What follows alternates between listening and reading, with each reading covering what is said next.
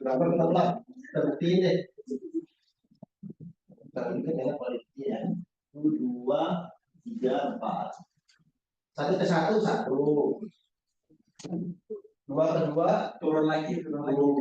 Nanti nggak sama bang. Oh, kamu tanya lagi tuh. Ya kan?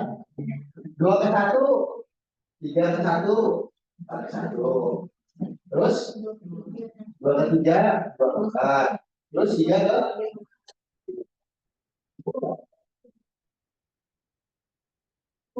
10 kan? Karena dia matrik korelasi, pasti dia hubungannya simetris. Apa itu simetris? Diagonal bawah itu nilainya pasti sama dengan diagonal atas. Artinya ini adalah matrik korelasi dari data kalian yang pasti kalian punya datanya. 4 item kalian buat korelasi masing-masing pasti ada 10 data.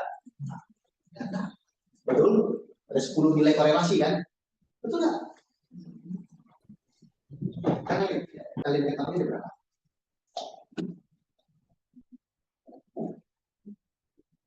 Lambda 1 ada nggak? Ada nggak nilainya? Ada nggak? Ada. Ada 1 lah, ada 2 lah, ada 3 lah, ada 4. Nggak ada nilainya. Berarti ada berapa yang kalian tidak ketahui? E1, E2, E3, E4, berapa yang kalian ketahui? Yang nggak kalian ketahui ini totalnya 8. 10 yang kalian ketahui dikurang 8 tidak kalian ketahui adalah 2. Ini 2 adalah DF atau derajat bebas. Artinya 4 item itu memiliki 2 kali kesempatan untuk menguji model. Setiap kali pengujian model diperkuat dengan 1. Itu aja nih mas. Sama beberapa item coba kamu hitung lagi ya. Masih ketemu. Nah, pertanyaannya berapa? Ya, pertanyaan ada 2 item. Berapa yang kalian ketahui? 2 dikali 3 dibagi 2. 3. Yang kalian ketahui berapa? 3 kan? Yang kalian tidak ketahui? 1, 2, 3, 4. 3 dikurang 4 sama dengan? Berarti kalau saya dalam 1 faktor tidak boleh ada 2. Efeknya apa? Model kalian tidak teridentifikasi. Kalian boleh coba di GSP daftar bisa. Silakan. Terus kalau sampai ketemu 3, bagaimana? 3 bagaimana? Yang tidak kalian ketahui 6. Yang kalian ketahui 6. 6 dikurang 6 0. Oh, dia teridentifikasi. Tapi kalian tidak bisa menguji hipotesis. Tapi batasnya berapa?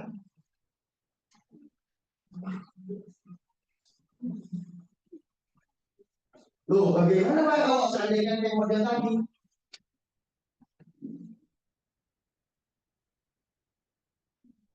Masalahnya seperti ini, bagaimana?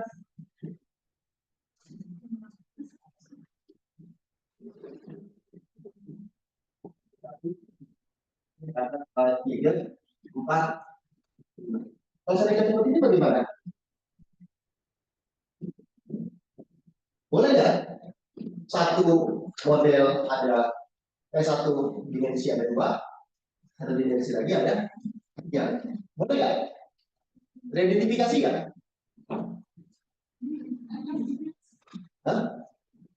Ada 2 dimensi kan? Satu dimensi.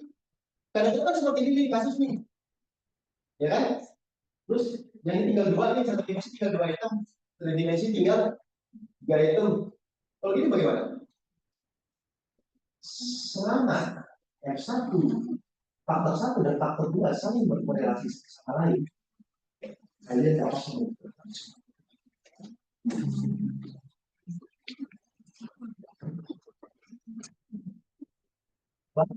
faktor tidak ortogonal dalam geometri tidak sikunya 90 derajat, tapi kalian bisa lengkungkan menjadi 40 derajat atau 180 derajat, itu masih bisa diidentifikasi.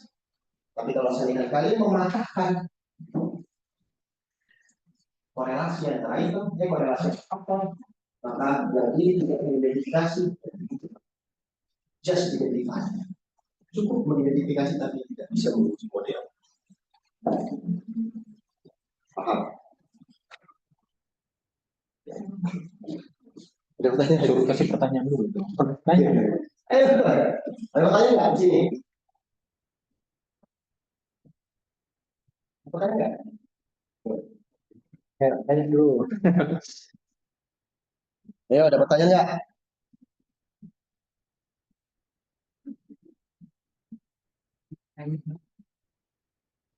Bingung. Bingung mereka. Kira-kira paham nggak maksud saya? Atau penjelasannya? Nggak perlu diulang?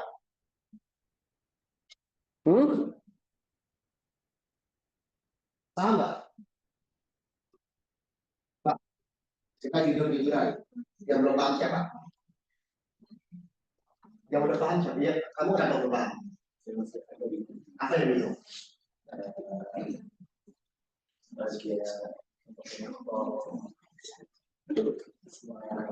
Yang terjadi misalnya ada korelasi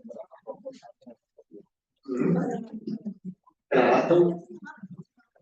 maksudnya dari selama misalnya dari korelasi tapi itu bisa berarti semuanya bisa dipertimbangkan. Artinya ada kontak antara F1 dan F2, maka secara tidak langsung item 1 sampai item 5 itu masih bisa untuk identifikasi. Bacanya dari Kenneth Bolam terkait dengan latent variabel modeling. Itu ada bukunya. Selama dia berkorelasi satu sama lain, itu bisa teridentifikasi.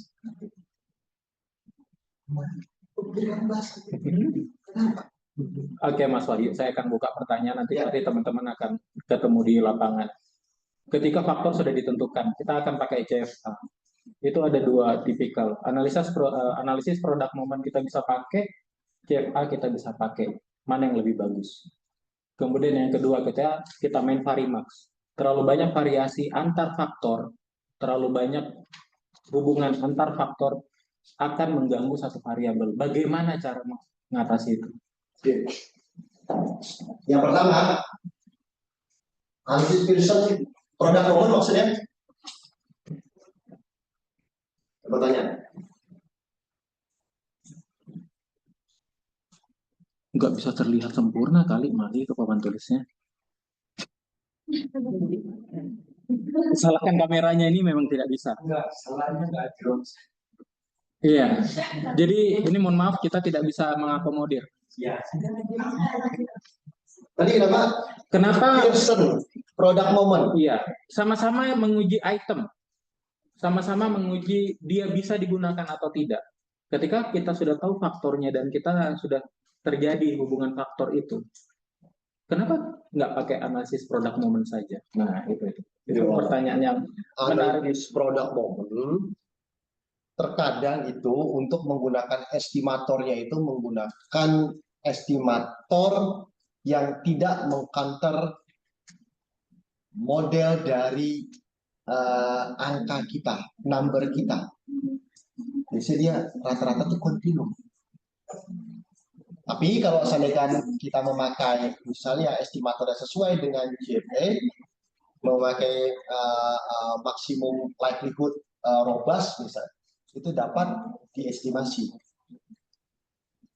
Artinya, kalau kita memakai Pearson correlation, efek yang dihasilkan nanti dari korelasi dengan data yang sifatnya ordinal, itu akan dapat skor yang bias.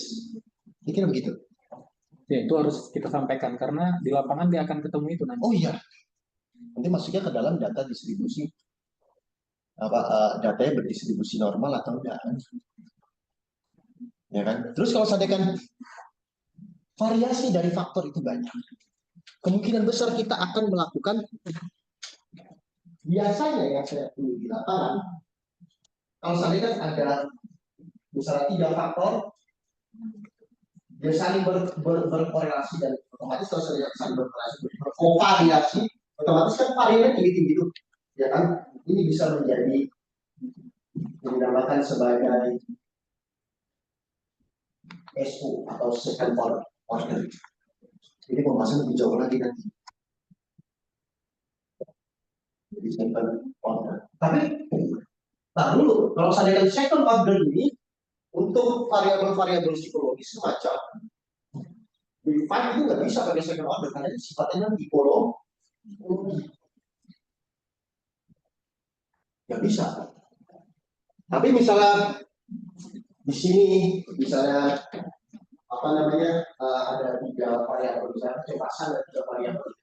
Jadi 3 variabel ini kita sebut dimensi yang menggambarkan suatu faktor umum atau general faktor besar dinamakan sebagai kecemasan. Itu second order.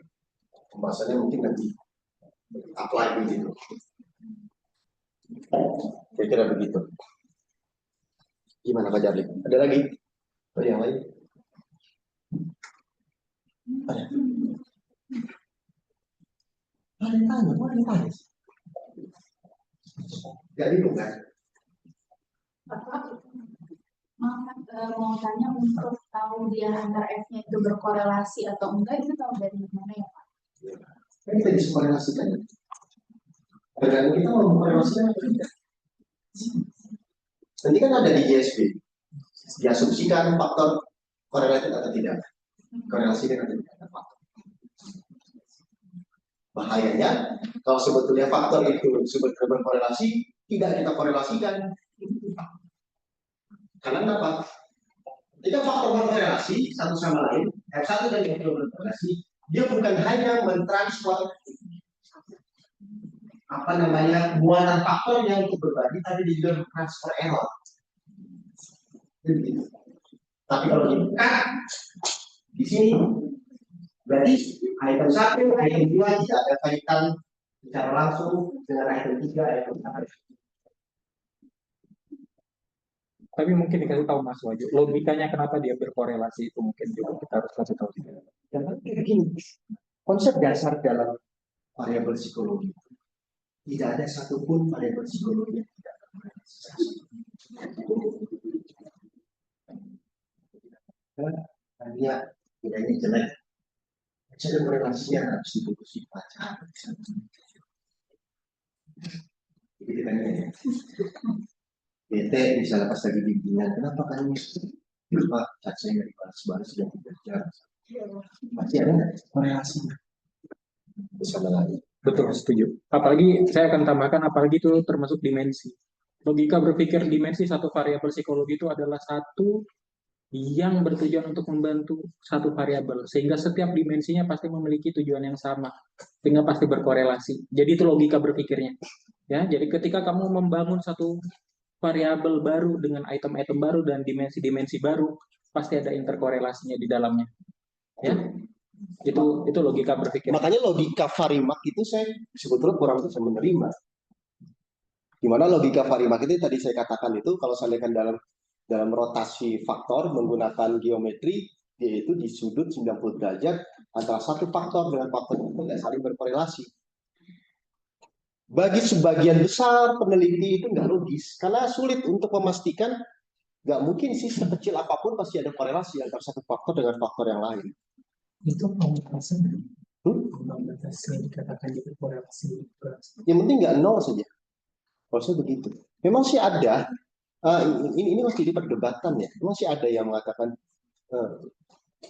korelasinya signifikan atau tidak. Kalau saya sampai sekarang belum bisa memahami kenapa korelasi itu harus ada signifikan.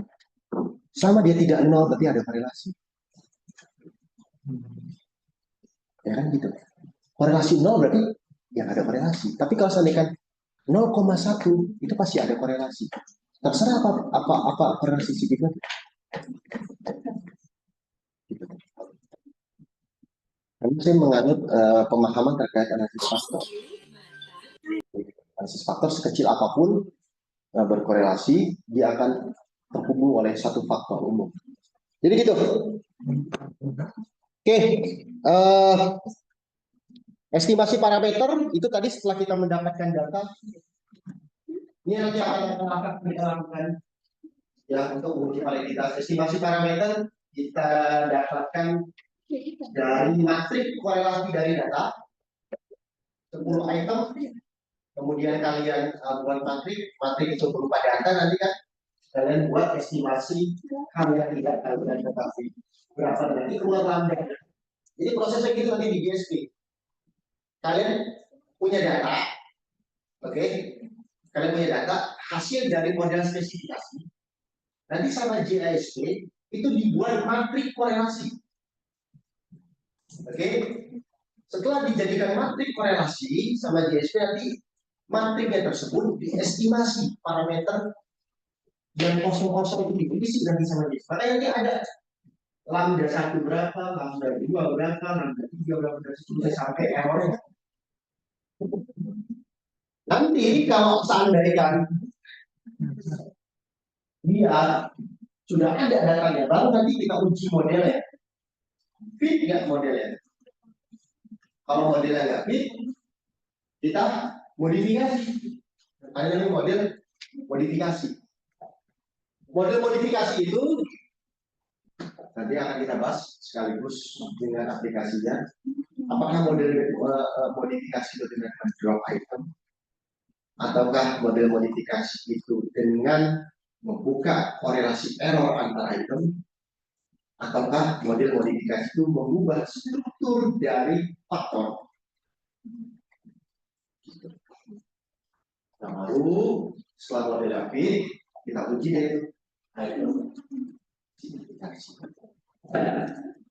Jadi kira begitu. Next sekali.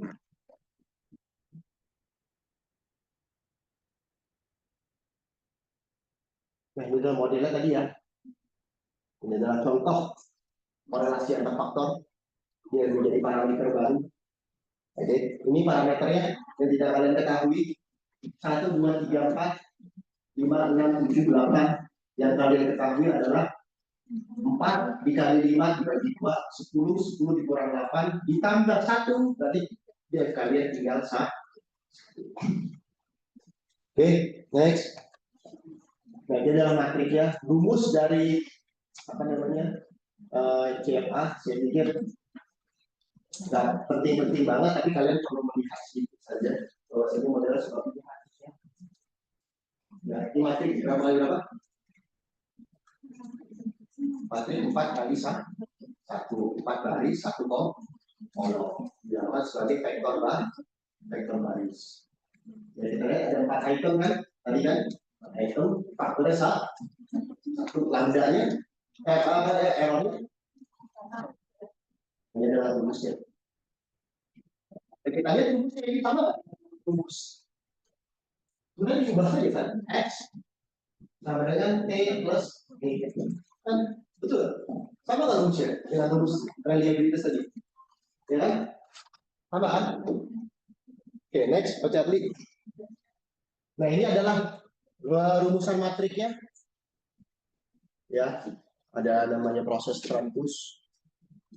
Dan ini konsep dari matrik identity. Apa fungsi dari matrik identity itu? Adalah bagaimana ketika error antara, ini kan ada 1, 2, 3, 4 item ya. 1, 2, 3, 4 item. Error dari item 1 ke item 2 itu berapa? Error dari item 1 ke item 2. Item 1 di sini, item 2 di sini, errornya berapa? 0. Item 1 dengan item 3 di sini, errornya berapa? Artinya berapa? Nggak boleh ada ya. Artinya item 1 dengan item 1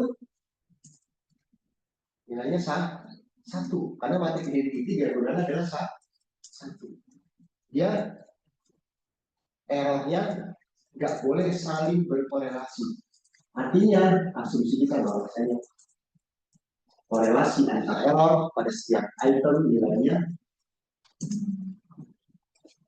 bisa dipahami gitu ya. Dan kami ya. Oke, next Pak Charlie.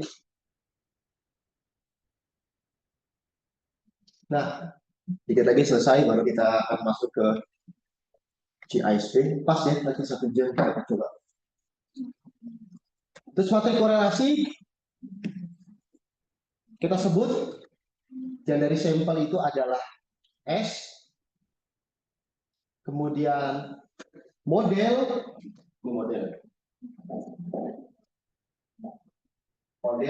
nanti dalam bentuk matrik itu bentuknya adalah sigma.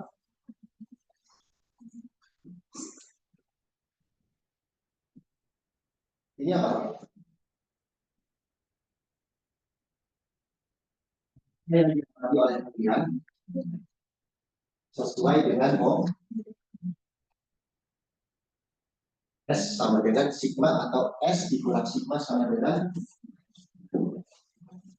hipotesisnya adalah hipotesis 0, yaitu data cocok dengan model teoritis, tidak ada perbedaan antara S dan satunya ada perbedaan, model teoritis tidak cocok dengan data. Artinya kita harus mereject yang mana?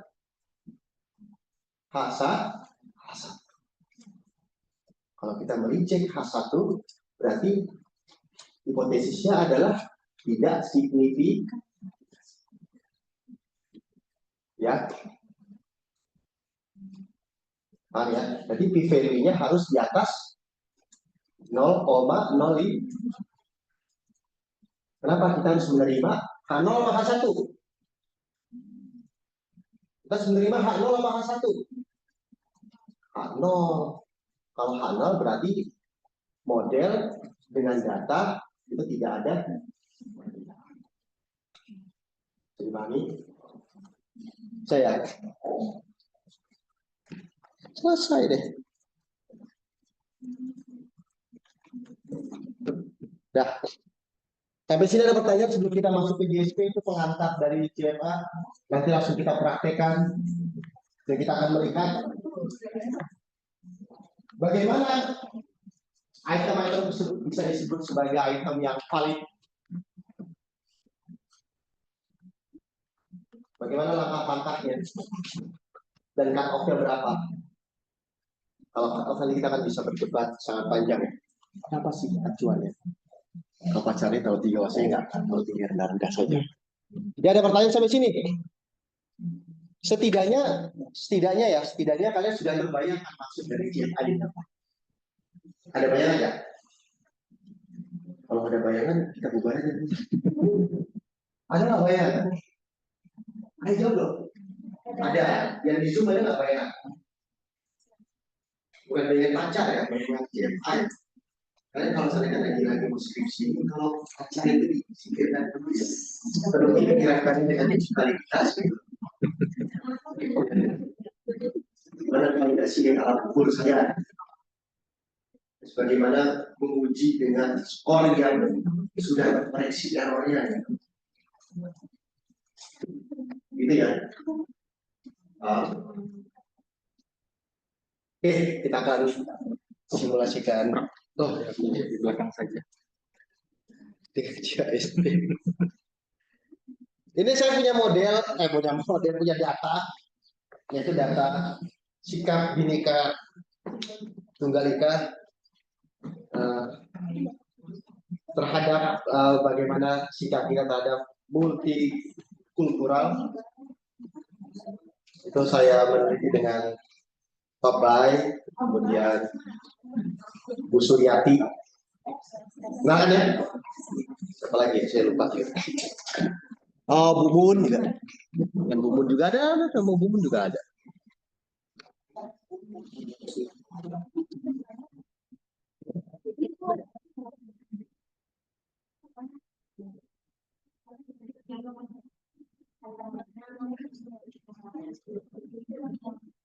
Silakan nanti ngikuti langkah-langkah saya ya.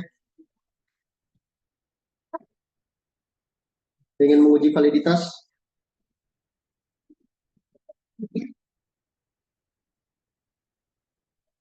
Kalau yang sudah bisa ditanyakan nanti problemnya di mana. Kadang-kadang ada namanya data positif definite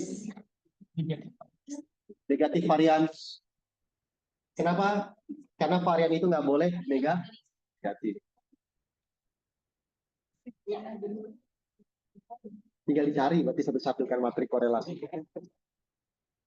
Ya, itu.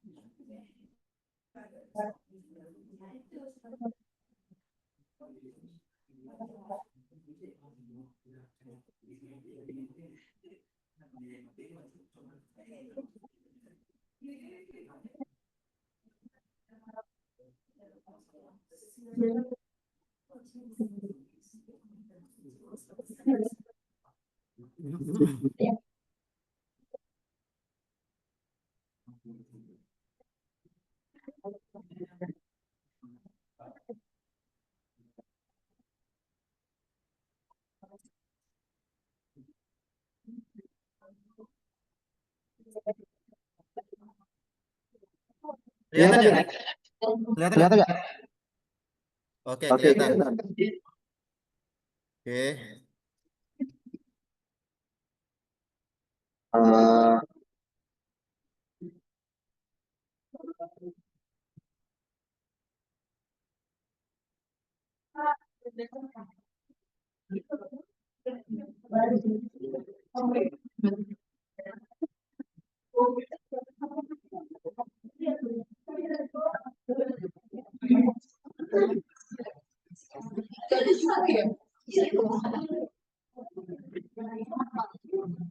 jadi ini adalah blueprintnya. Kelihatan ya? Ini blueprintnya. Terdiri dari 3 faktor. Sikap toleran, sikap adil, gotong royong. Terdiri dari 23 item. Wordingnya begini ya. Saya mengizinkan teman yang beragama lain berdoa dengan cara sendiri saat berkunjung ke rumah saya. Nah ini dari sikap toleran, sikap adil, hak dan kepentingan orang lain sama berharga dengan hak dan kepentingan saya. Gotong royong, saya memiliki semangat gotong royong bersama dengan orang-orang dari kelompok atau agama atau suku yang berbeda. Nah kita coba analisis ya. Kita coba analisis ini dan kita nanti akan bandingkan item-item mana saja yang tidak bagus. Ya. Nah, ini itemnya 23 ya. Datanya ada 361 orang. Sedikit ya. Sedikit datanya. Oke.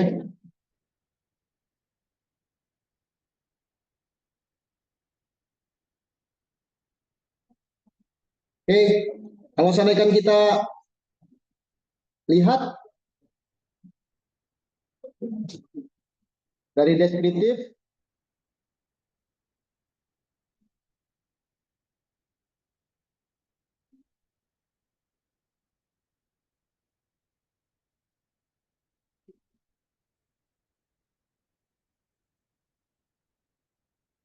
kita lihat skewness-nya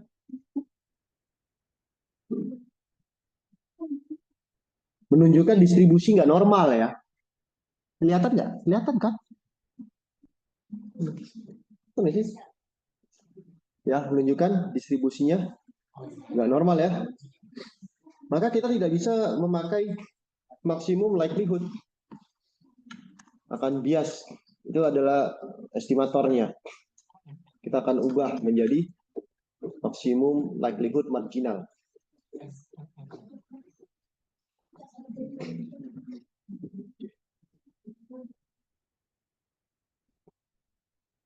Kenapa seperti itu? Kita lihat dari tabelnya, frekuensi table. Nah, kita lihat item 1, coba lihat. Yang menjawab satu orang, yang menjawab 2 itu kosong, menjawab 3 11 orang, dan seterusnya. Persentasenya ini 1, 2, 3, 4, 5.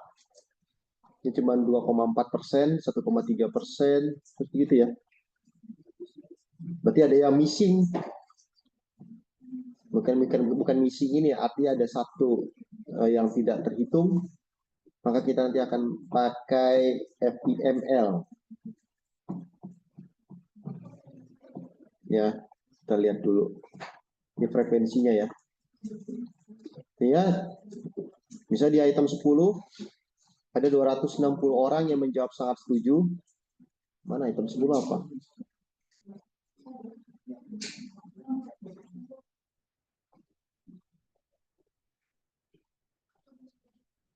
Apa item 10? Hak dan kepentingan orang lain sama berharga dengan hak kepentingan saya.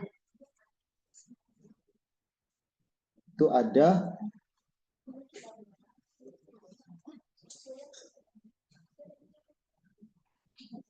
ada berapa nih? Ada 260 orang atau 72% menjawab sangat setuju. 24% menjawab setuju saja. Oke, setelah kita tahu ya, kita tahu nih. Maka kita buka analisis faktor konfirmatorik untuk menguji validitas. Faktor, kemudian konfirmatori. Kita tulis sikap toleran.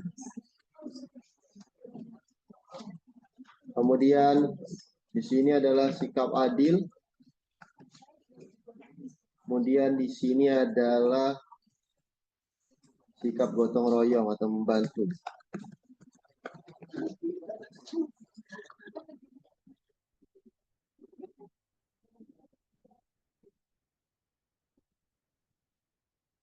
Nah, sikap toleran itu ada 9 item ya.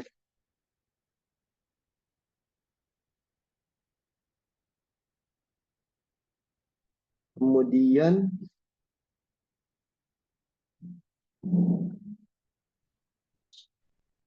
sikap adil itu ada 5 item, 10 sampai 15.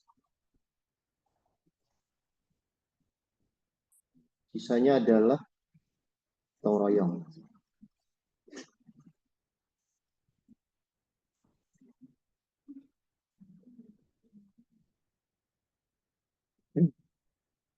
Ya, udah masuk semuanya. Terus kita setting.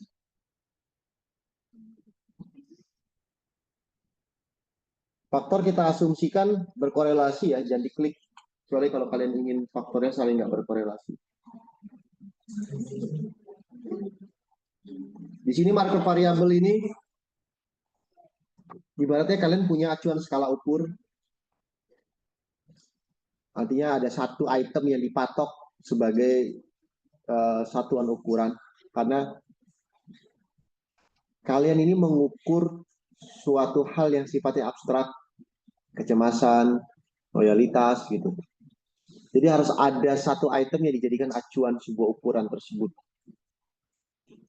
Biasanya tuh kalau sampaikan di Amos, di M+, di apalagi ya, Lavan itu biasanya di item 1 sudah default ke itu dijadikan acuan. Ini supaya jalan gitu, apa namanya, estimasinya jalan. Ya.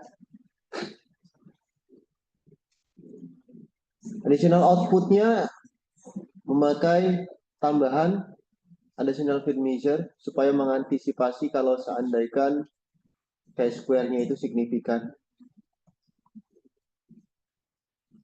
Reliability nanti saja, ya nggak apa-apa lah kalau mau. Verifikasi indeks, cut off-nya diindikan saja, dibiarkan. Plotnya model plot, so parameter estimate, standardized.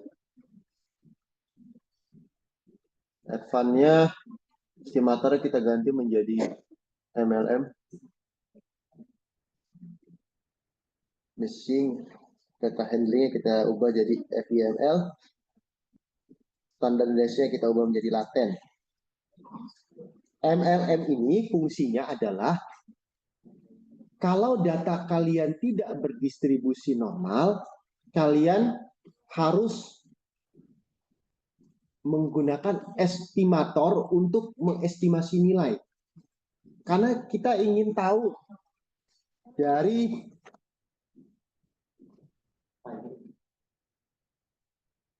ini kan nggak ada penilaian, ya kan? Kalian harus punya cara untuk mendapatkan nilai-nilai ini, yang ada ini yang dari kamu, dari item-item yang kalian punya, yang kalian sebar. Problemnya data di psikologi itu sebagian besar adalah data ordinal atau kategori. Kita yang mengasumsikan data tersebut ordinal.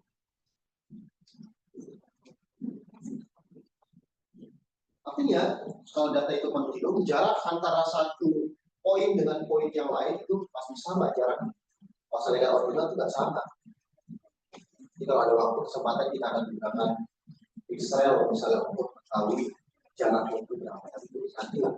Jelas itu. Maksudnya kita harus menggunakan estimatornya itu yang jelas.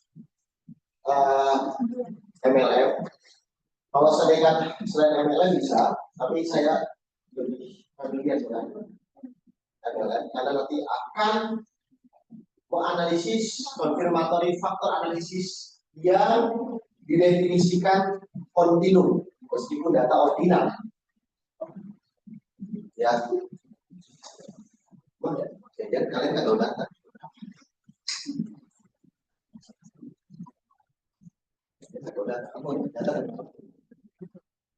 Data.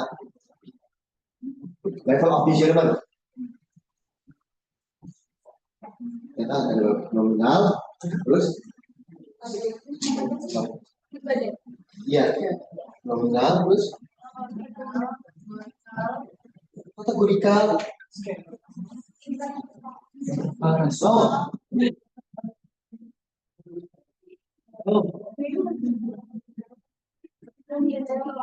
Skala.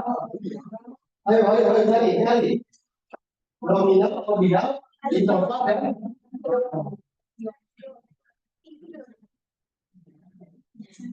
Kevin ya, kita tahu.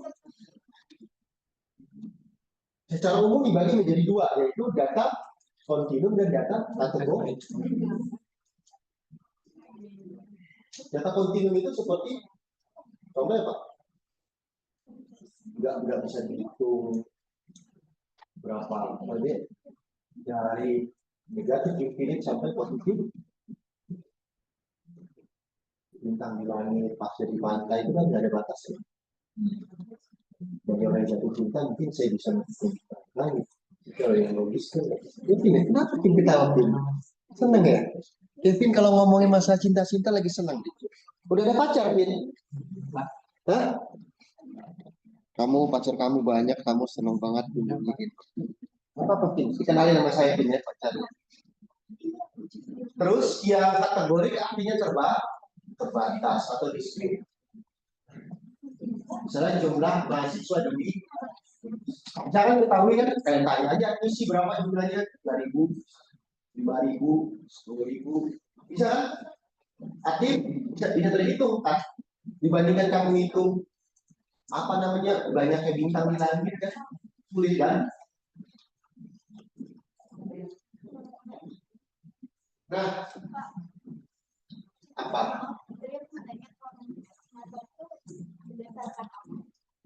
Ya berdasarkan pemahaman kita terhadap level semen. Jadi gitu. Artinya kita salah mengestimasi atau menggunakan estimator yang salah, maka hasil akan bias. Maksimum likelihood itu tidak bisa menghandle data kategori. Kategori apa? Dan ordinal. Likat kategori apa? Kontinum. Likat kategori apa kontinum? Kategori. Likat itu adalah data kategori atau ordinal. Kalau ordinal kan dan nominal kan masuk kategori. Interval dan rasio maksudnya kontinum. Yang membedakan interval dan rasio cuma satu kan. Nggak ada nol absolut. Selesai kan. Interval itu ada nggak interval batas negatifnya berapa? Batas positifnya ada nggak interval? Ada kan?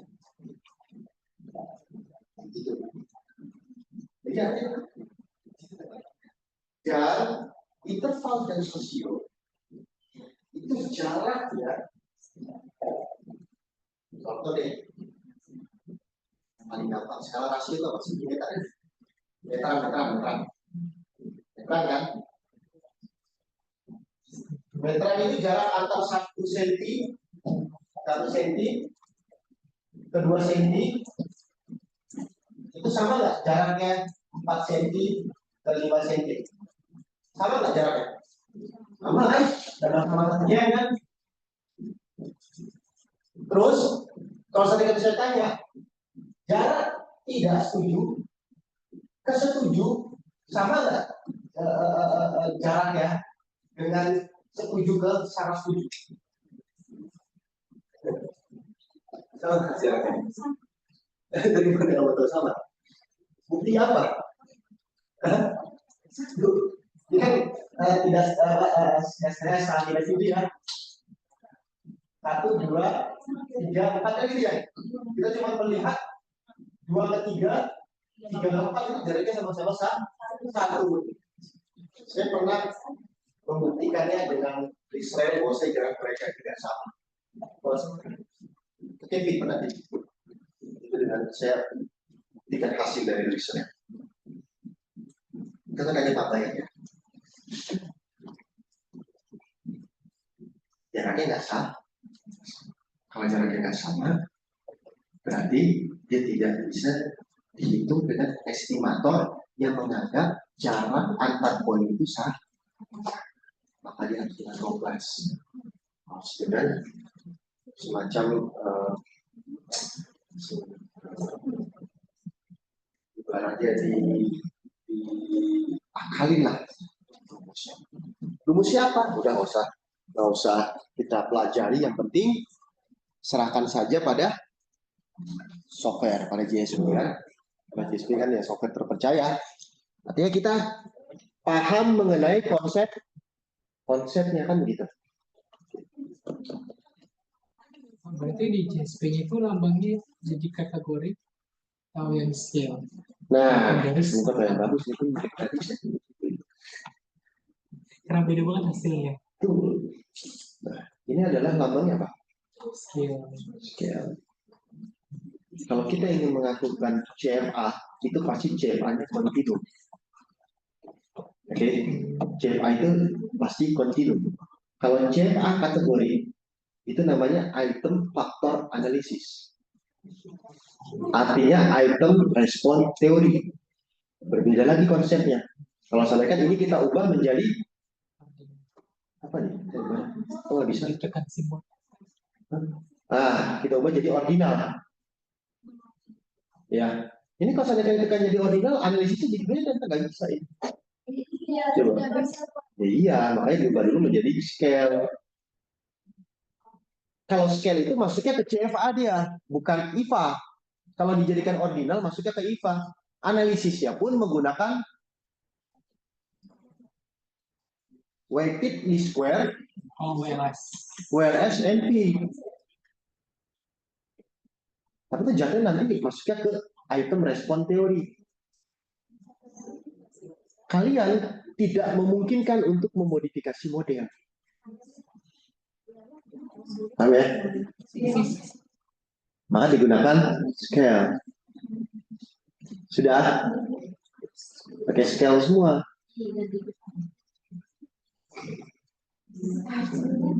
Yang di zoom juga diganti dulu menjadi scale. Kita asumsikan bahwa saya datanya itu adalah data skala, data kontinum, ya kan? Tapi dengan syarat cara mengestimasinya adalah membuat data ordinal itu bisa dianalisis dengan cara kontinum.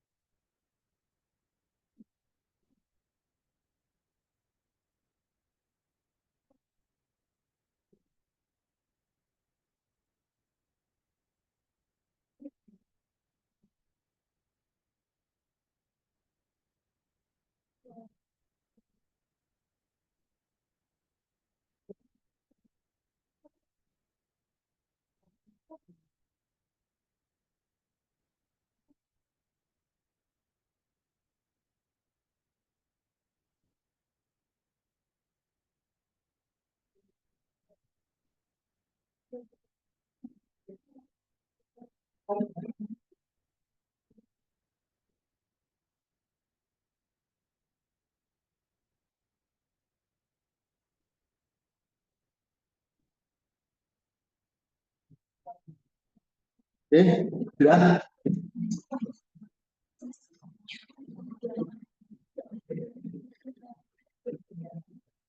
Nah, kemudian, nah kita lihat tadi yang kita hitung adalah ini, 227. Ya, 227 ini adalah derajat kebebasan, degree of freedom. Tadi kan yang kita hitung antara yang tidak diketahui dan diketahui. Nilainya itu berapa? Ada 227 hal yang kita ketahui. Ya. Terus yang kita lihat cukup dari apa namanya? Kita lihat ya, sebentar kita lihat bahwa chi-square-nya ini signifikan.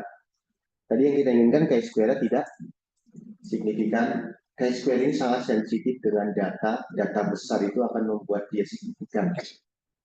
Ya, jadi ketika dia datanya besar, pasti signifikan, dan solusi yang kita lakukan adalah mencari alternatif indeks fit yang lain. Ya. Kemudian ini adalah menggunakan root mean square error of approximation atau RMC. Pertama lihat ini. Kedua lihat ini ya, dan ini di atas di bawah 0,60. Di bawah 0,60 ya. Ini masih 0,072, berarti harus ada modifikasi lagi. Kemudian ada SRMR, ini harus di bawah 0,080 ya. Ini di bawah 0,060. Ini di bawah 0,08. Lihat yang ini saja, RMC dan SRMR. Itu lihat untuk itemnya ini adalah comparative fit index, Tucker-Lewis fit index. Harus di atas berapa? Di atas 0,90. Di atas 0,90. Dua hal ini CFI TLI dan RMC dan SRMR. Dua hal ini. Ya. Sudah? Hah? Di bawah 0,08. Ini di bawah 0,08, di bawah 0,8 yang SRMR, yang standardized root mean square residual, dan ini di bawah 0,060. Nah, yang CFI TLI harus di atas 0,90. RMC. Ini dilihat dulu ya RMC ya. Di atas 0,060. Di bawah. Iya. Ini bisa tadi katanya one shoot ya. Sudah nggak perlu ngambil pilot lagi, nggak perlu 2 kali ambil sampel, 1 kali ambil sampel langsung uji validitas, nggak perlu repot.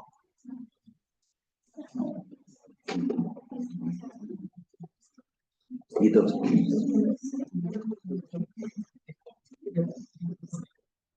RMC di bawah 0,60 Pak Yan. RMC di bawah 0,060. 0,06. Ya kalau mau strict lagi di bawah 0,05. Di bawah 0,06. Tapi ya cukup di situ saja ya. Cukup 4 itu saja ya. Nggak usah yang lain, nggak usah dilaporkan yang lain. Itu sudah mewakili. Ya, ini kan belum fit ya. Artinya model teoritiknya untuk uji validitas itu belum fit, artinya belum benar. Ya, secara statistik belum terbukti. Gitu ya. Maka kita harus namanya modifikasi model, yaitu yang paling bawah ini. Nah, ini kita lihat ya. Ini enaknya di GISP ini sudah langsung ada terkait dengan modifikasi model. Ingat yang residual covariant. Kalau yang atas ini terkait item mana, misalnya item 9, ini ada kemungkinan dia ini masuk ke sikap adil, bukan hanya sikap toleran. Jadi begitu. Tapi ini nanti saja kita pelajari. Yang ini saja dulu. Bahwasanya item 2 dan item 5 ini saling berkorelasi errornya. Kita masukkan di sini ya. Item 2 dan item 5 itu kita korelasikan errornya.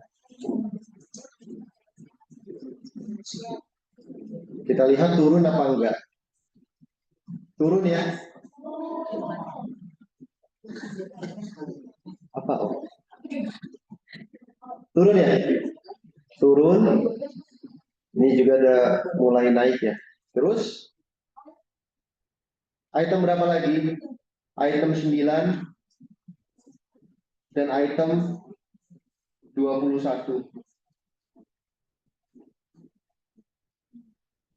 Ya, item 9 dan item 21. Kita lihat turun nggak? Turun ya jadi 0,61.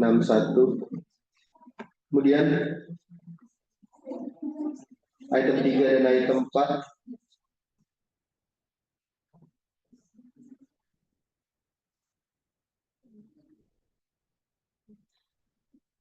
turun ya 0,9.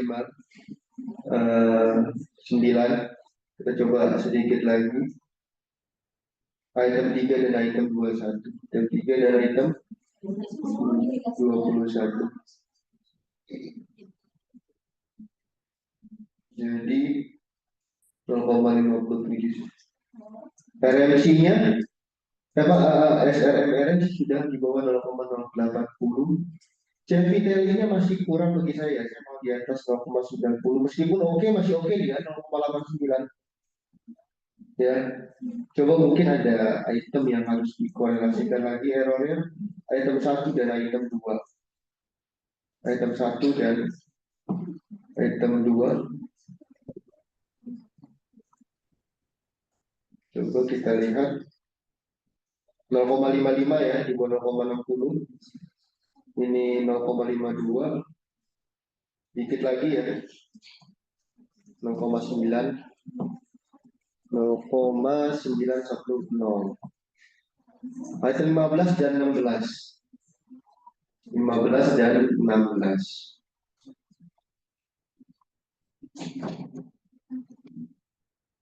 Nomor 54. Ini sudah masuk ya. Ya. Sekarang kita lihat item 1 dan item 2 ini. Item 1 dan item 2. Kenapa dia saling berkorelasi ya?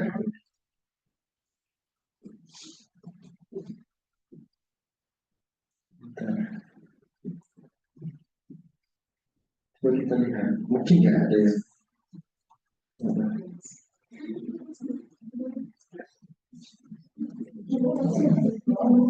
satu dan item 2. Saya mengizinkan teman yang beragama lain berdoa dengan cara sendiri saat berkunjung ke rumah saya. Item nomor 2, saya merasa risih saat orang lain berdoa dengan cara berbeda dengan keyakinan saya. Hampir sama ya redaksinya ya? Betul nggak? Hampir sama redaksi bahasanya kan? Antara dua hal ini. Oke. Nah, kalau seandainya seperti ini, saya biasanya melihat bahwasanya item-item ini, model-model ini sudah valid. Tapi saya, kalau seandainya model ini sudah valid, saya tidak berhenti untuk melihat. Oh iya. Kamu nanya, yang resident difference itu bisa antar dimensi kan? Atau yang berbeda dimensi? Bisa asal dikorelasikan. Errornya dikorelasikan. Enggak, itemnya pasti berkorelasi satu sama lain. Apa faktornya berkorelasi satu sama lain? Oh, kalau misalnya faktor. Iya, tadi kan saya bilang kan bahwasanya ada transfer muatan faktor dan transfer error. Ya. Begitu. Nah, oke. Modelnya sudah fit belum? Sudah ya? Modelnya sudah fit kan? Nah, kita coba lihat ya, modelnya sudah fit ya.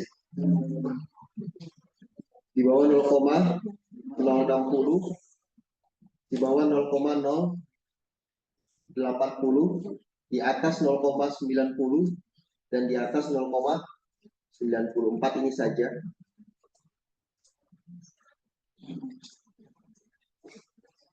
Alat ukurnya sudah terbukti valid. Langkah selanjutnya adalah itemnya valid atau tidak.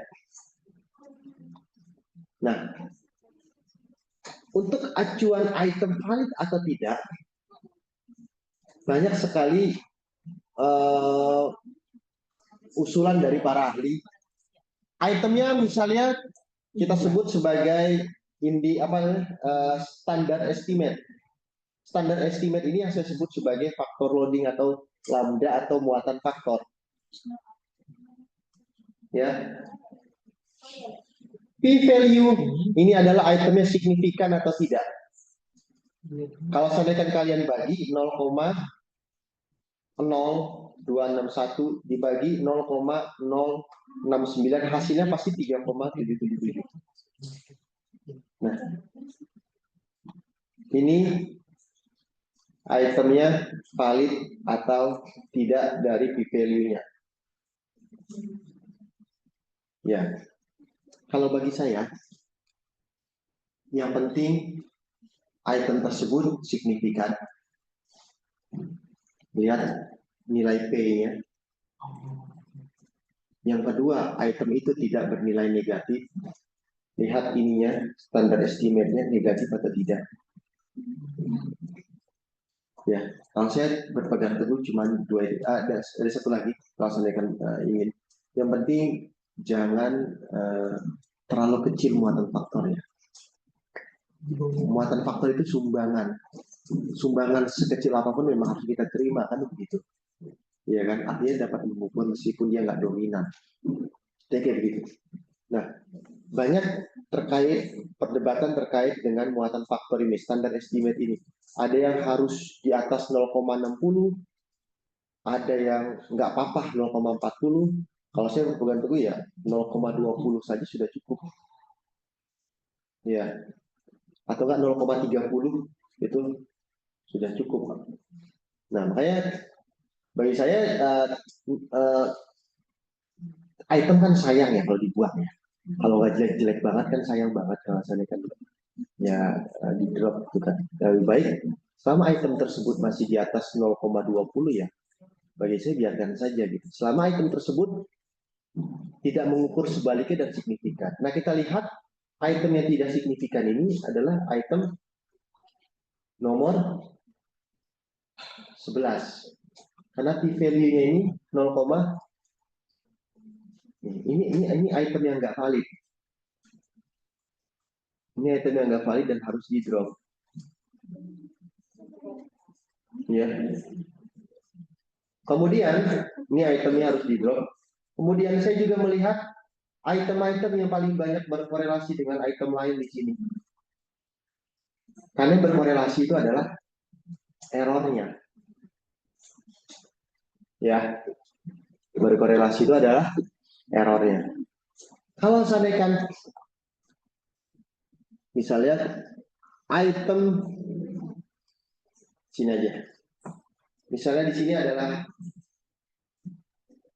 item nomor 9 sikap toleran. Errornya berkorelasi dengan item 10 sikap adil. Maka ada sesuatu yang diukur selain toleran dan adil pada dua item ini. Jadi begitu. Ada ada hal lain yang diukur oleh item 9 dan item 10 selain dari sikap toleran dan adil. Nah, maka dari itu item yang paling banyak berkorelasi dengan satu sama lain itu biasanya saya drop. Ya. Ini udah pasti saya drop, item nomor 11 sudah pasti saya drop. Kalau seandainya saya drop item nomor 11 dan beberapa item di sini itu sudah pasti akan berubah lagi apanya? RMC-nya. Caranya modifikasi model lagi kayak tadi. Coba kita praktekkan. Berarti tadi item 11 saya buang ya. Coba kita lihat item 11 saya buang.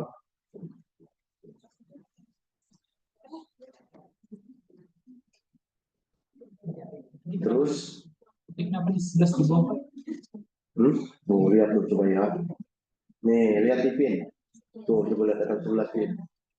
Terus saya masukin lagi pin item 11. Tuh. Lihat tuh pin. Oh. Tidak signifikan. Itemnya yang signifikan saya buang nih. Ya. Jadi nggak ada lagi item nomor 11 di sini. Tadi semuanya item ini signifikan. Ini yang aneh-aneh sedikit nih. Item nomor 2 sudah seperti ini, ditambah dia itu standar estimated cuma 0,1. Kemudian dia berkorelasi dengan item nomor 5 dan berkorelasi dengan item errornya berkorelasi dengan item nomor 5 dan error berkorelasi dengan item nomor 1. Ini saya buat, item nomor 2 saya drop. Karena kalau seandainya kita balik lagi ke sini, item nomor 2 itu hampir mirip-mirip. Saya mengizinkan teman yang beragama lain berdoa. Kemudian yang kedua, saya merasa risih saat orang lain berdoa. Kira-kira hampir sama ya konteksnya ya. Maka saya akan drop Item yang berapa? item nomor 2. Saya Itu akan cara nentuinnya antara satu atau dua ini, apa? cara nentuin mana yang di drop. Saya melihat yang saya drop ini item 2 karena dia berkorelasi dengan item nomor 5, dia juga berkorelasi dengan item nomor 1. Sementara item nomor 1 hanya berkorelasi aja error dengan item nomor 2. Oh, jadi kalau dia banyak di drop. Iya, kalau saya seperti itu ya. Oke. Nah, ini nggak bisa karena ini masih ada seperti ini. Berarti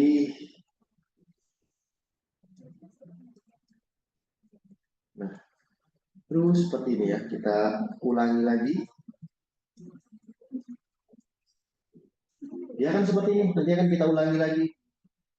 Hasilnya jadi tidak update lagi, tapi kita korelasikan lagi untuk mencari item mana yang harus di drop. Misal item 5 dengan item 13. Item 5 dan item 13.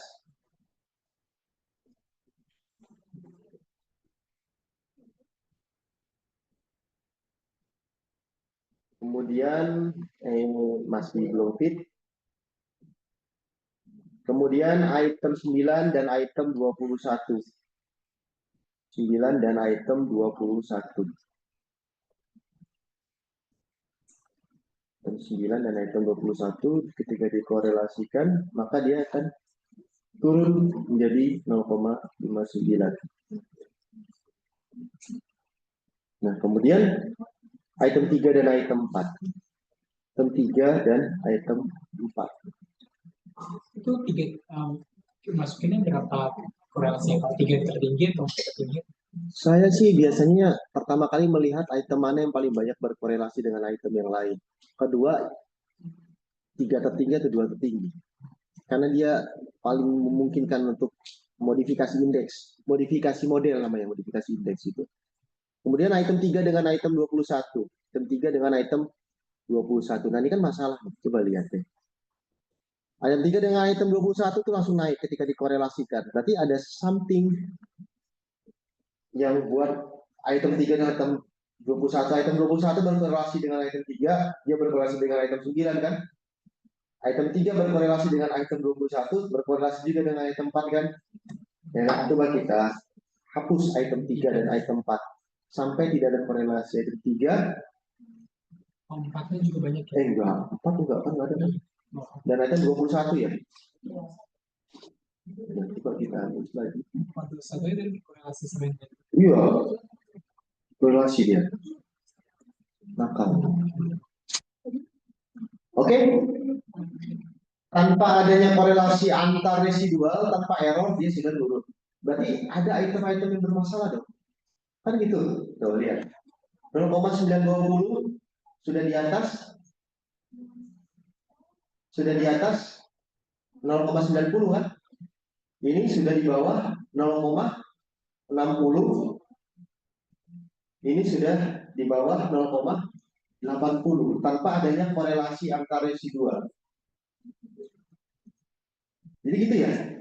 Berarti kita mendeteksi ada item-item yang bermasalah.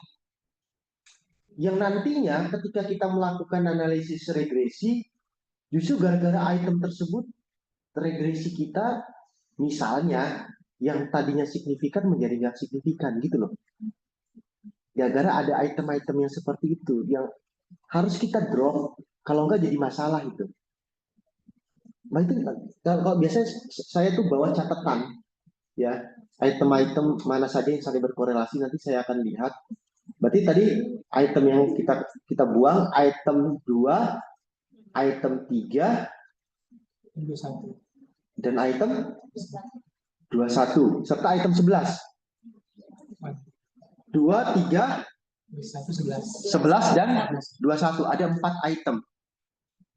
Artinya, ketika 4 item itu tidak ada, dia akan valid, dia akan fit secara model tanpa kita harus mengkorelasikan error. Kenapa? Kan saya udah bilang dari awal. Error tidak boleh saling berkorelasi kan? Bosnya dengan matriks identity, korelasi antar item 1 dengan item 2 itu 0 kan gitu. Ya? Apa tuh? Yang mana?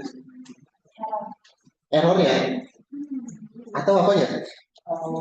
Kalau saya akan diulang, kita sudah mau habis ini. Apa ya? Yang mau diulang yang mana? Tadi yang di dropnya Yang di drop itu yang item nomor 2, item nomor 3, item nomor 11, dan item nomor 21.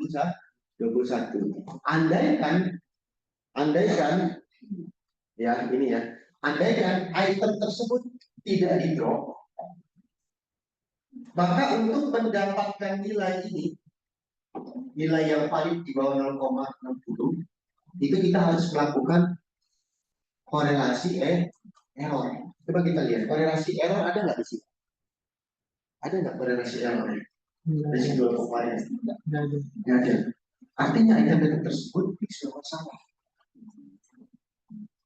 Bisa dibilang item tersebut masalah validitas itu ada hal yang membuat sebuah model dari alat ukur kalian itu gara-gara item tersebut.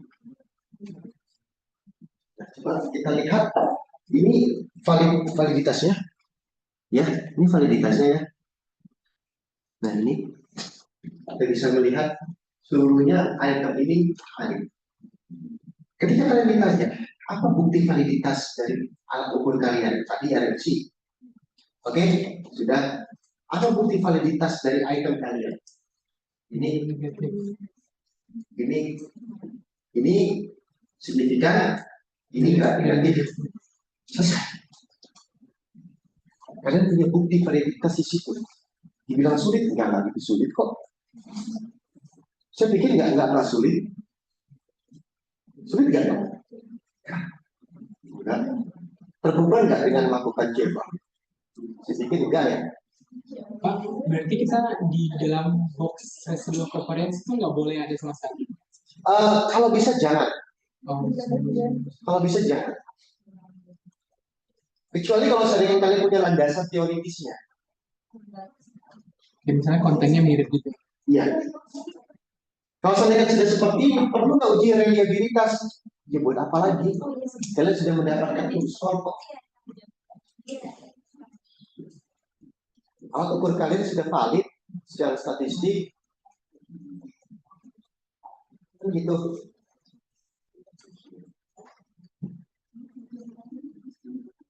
Saya paham ya? Berarti item yang di drop itu syaratnya apa Pak? Biar dia bisa di drop. Pertama nggak boleh negatif. Yang di drop. Yang di drop. Yang signifikan di value-nya itu di atas. Di value di atas kayak tadi kan 0,133. Kedua, nilai ini negatif. Nanti kalau negatif dia mengukur sebaliknya gitu. Ya, dia misalnya kita inginkan item tersebut mengukur kebahagiaan. Tapi gara-gara kelihatan dia ciumannya tambah cantik kayak. Ternyata gitu tuh dia. Kalau dia negatif berarti dia mengukur kesedihan bukan kebahagiaan. Lawan dari drop. Ketiga, kalau dia banyak berkorelasi dengan item lain. Tadi yang ditanya, dia item 3 berkorelasi dengan item 2, item 3 berkorelasi dengan item 4, item 3 berkorelasi item 7, itu udah 3 kali berkorelasi, drop saja. Tapi patut dipertimbangkan untuk dimodifikasi model. Sampai betul-betul kalian mendapatkan item-item yang pure, kalau saya begitu ya, item-item yang pure tidak ada modifikasi model sama sekali. Sehingga kalian memiliki bukti, kalau misalkan kalian ingin menerbitkan artikel kalian sudah punya landasan, ini sudah valid. Bukan hanya sekadar Mungkin nggak sih Pak dalam alat ukur RMCA-nya bisa 0? apa? RMCA-nya bisa. Bisa. Itu udah keren banget kalau misalkan udah bagus banget. Maksudnya kalau misalkan kita ada acuannya, dalam sini kan acuan itu kan sudah sudah disepakati oleh ahli-ahli di sana kan, kita tinggal mengikutinya saja. Kita laporkan cut off-nya berapa, kita juga ada referensinya di bawah 0,60 menurut referensinya siapa.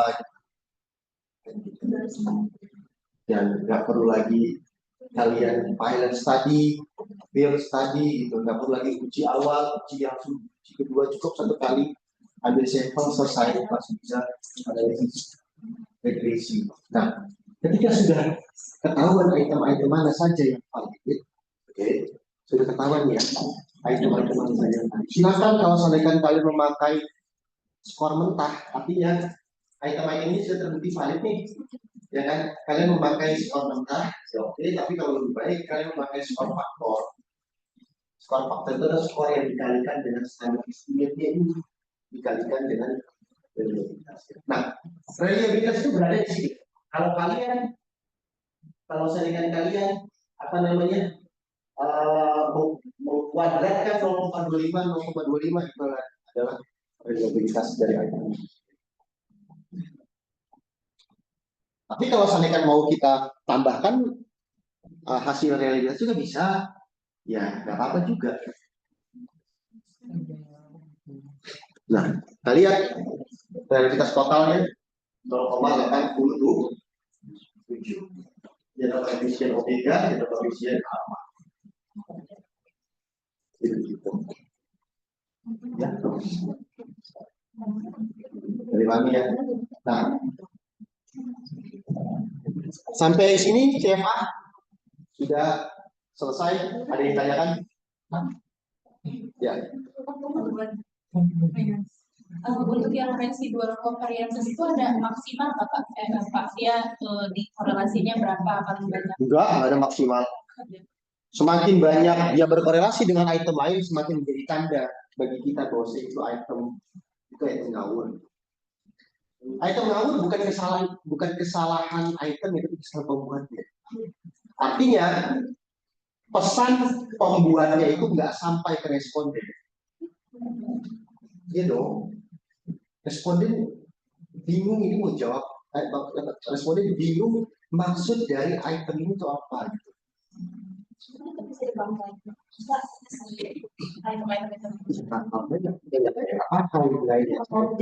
Saya hapus. Untuk kedepannya saya akan modifikasi item tersebut, kata-katanya.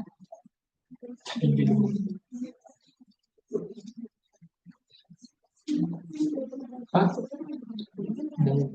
Ya. kalau cross-loading-nya tinggi itu, misalnya kayak cross-loading-nya itu tinggi banget, itu perlu dihapus nggak? Cross-loading maksudnya? Jadi itu kan di JSP kan dia menyediakan di atas residual covariance ada cross-loading. Terus kalau misalnya ada item yang cross-loading-nya itu tinggi banget. Iya sih, itu sebenarnya bisa jadi acuan juga. Yang ini ya. Nah, iya. Bisa Kalau jadi misalnya acuan. kan ada yang tanda yang gitu kan. Kalau tinggi berarti bisa dihapus. Itu tergantung dengan kita ya. Maksudnya kan gini. Tadi konsep yang kita bangun adalah setiap item itu setiap variabel dalam psikologi itu pasti berkorelasi dengan variabel yang lain. Tergantung bagaimana kita bisa membuat konstantanya atau mengcutnya atau membatasinya, dan bagaimana kita bisa membuat teorinya. Kenapa kita membatasi? Kalau misalkan item 18 tadi milik siapa? Item 18 misalnya milik item dimensi gotong royong ya. Tapi dia juga dengan EPC 2,8, artinya ada kemungkinan dia ini memiliki kaitan erat dengan sikap toleran. Nah, kita lihat yang item nomor 18 itu apa? Kan gitu. Adlaide di EPC. Nah, item 18 kenapa bisa berkaitan dengan sikap toleran harus kita lihat juga karakteristik itemnya seperti apa. Nah, kayak gini Vin, coba. Itemnya tadi digotong royong, tapi memiliki kaitan dengan sikap toleran. Musyawarah harus dilakukan ketika terjadi konflik perselisihan antara orang-orang yang berbeda. Bisa dikatakan sikap toleran nggak seperti itu? Dengan adanya musyawarah, itu dipandang responden kita itu salah satu ada unsur toleransinya di situ. Berarti itu dibiarin nggak? Saya pikir nggak apa-apa selama modelnya itu fix dan itemnya itu tidak negatif dan signifikan. Oh. Oke.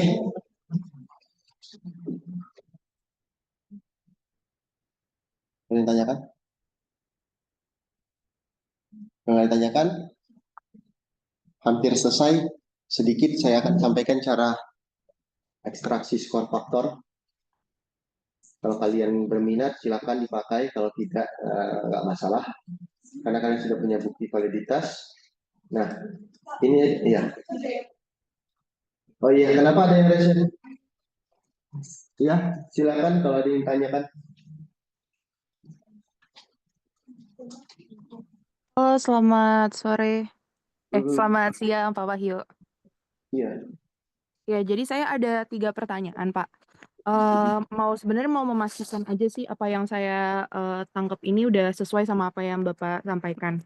Jadi yang pertama itu berarti untuk lihat validitas, kita lihat di faktor loading, apakah si standard estimate-nya ini itu tidak ada yang minus dan juga dari p-value-nya tidak ada yang lebih dari 0,001 ya, Pak?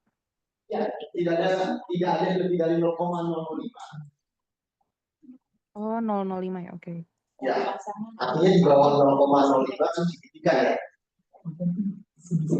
Jadi gitu. Atau yang mudahnya Z value-nya jangan sampai berada di bawah, itu Z value ya. Jangan sampai berada di bawah 1,96. Kalau Z value berada di bawah 1,96, pasti P value-nya itu nggak signifikan. Yang ininya ya. Z value-nya ini, yang ini jangan sampai di bawah 1,96. Pasti itu nggak signifikan. Nah, standar estimate-nya atau faktor loading-nya itu jangan negatif, dan kalau bisa lebih baik itu di atas 0,20. Ya. Oke, Pak. Maaf, Pak, tadi yang p-value-nya berarti di bawah 0,005 ya? Iya, di bawah 0,00. Oke. Terus apa lagi ya? Sama ini, Pak. Jadi kan untuk alat ukur skripsi saya kali ini tuh saya pakai alat ukur replikasi. Nah, kebetulan saya datanya udah ada, cuman belum saya coba untuk olah. Nah, saya berandai-andai misalnya nih ya Pak, ada item yang errornya itu berkorelasi, seperti tadi Bapak, misalnya item 3 dia berkorelasi sama 21, item 21, terus item 3 berkorelasi sama item 4, berarti kan itu kan sebenarnya sudah masuk standar di mana mereka itu udah bisa di-drop gitu itemnya kan ya.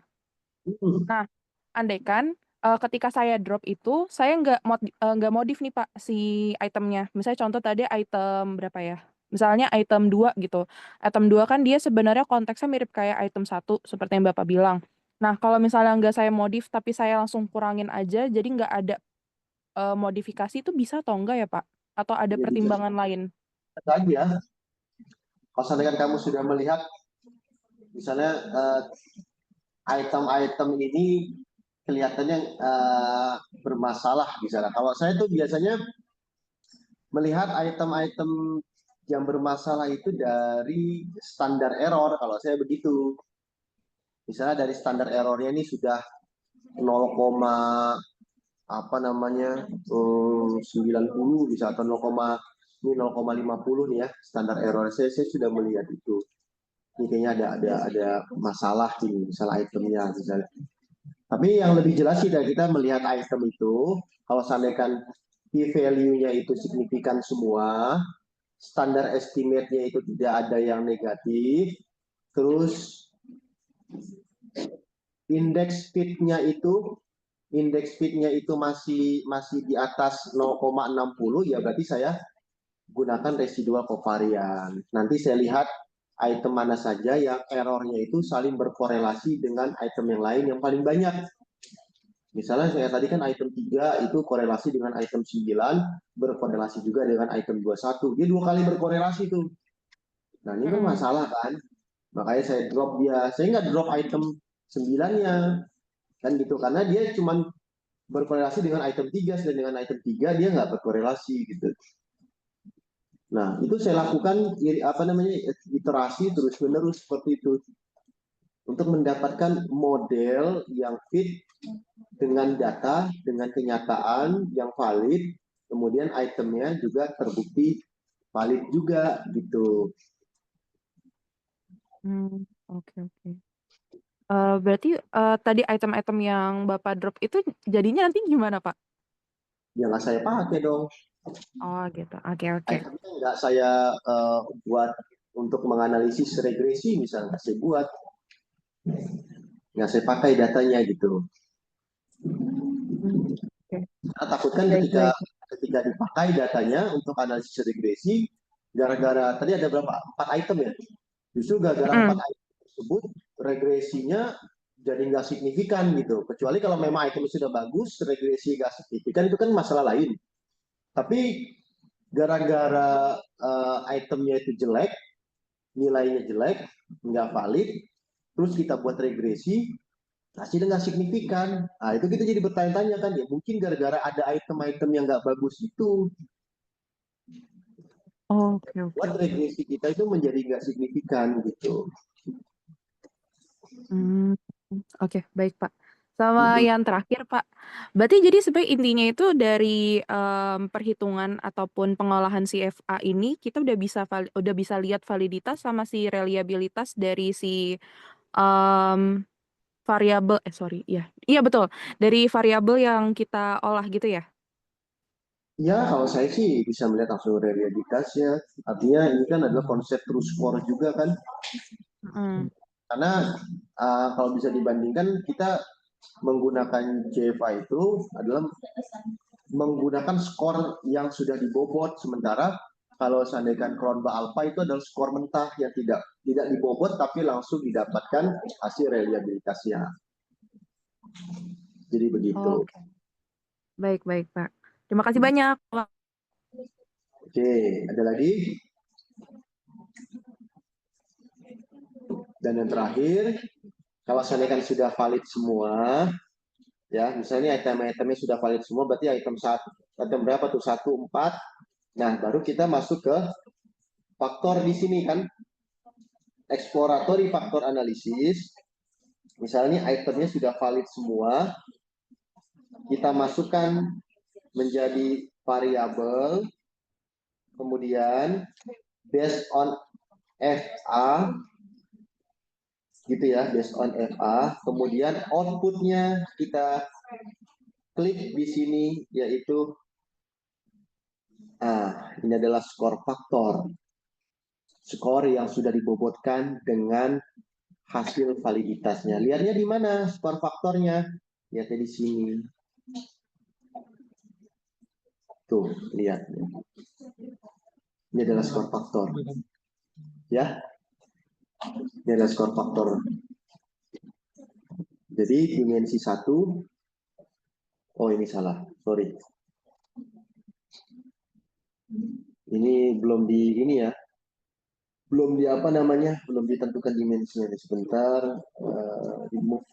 Itu Bapak masukin yang setelah dieliminasi ya? Iya. Misalnya kalau saya kan eliminasi lagi, ntar ribet ya mas-mas satu ya. Nah, tapi kira-kira begini. Untuk eksploratorinya, kita base-nya ya, bisa kita memakai manual, number of faktornya ada satu saja ya, number of faktor satu saja ya, satu saja. Ini kita ambil Manual satu saja. Ya, manual, kemudian seperti ini. Manual, rotasinya dah semua sama, ini ikutin manual saja. Kita cuma ubah dari paralel analisis kepada manual menjadi satu faktor saja, dan nanti akan keluar. Kita klik di sini tadi ya. Kita tadi di output optionnya kita klik, kemudian kita klik skor faktornya. Ini biarkan saja, nanti akan muncul skor faktornya di data di sini. Ini tadi saya, ini kok munculnya kayak begini ya? Ini harusnya nggak kayak begini, munculnya satu saja itu.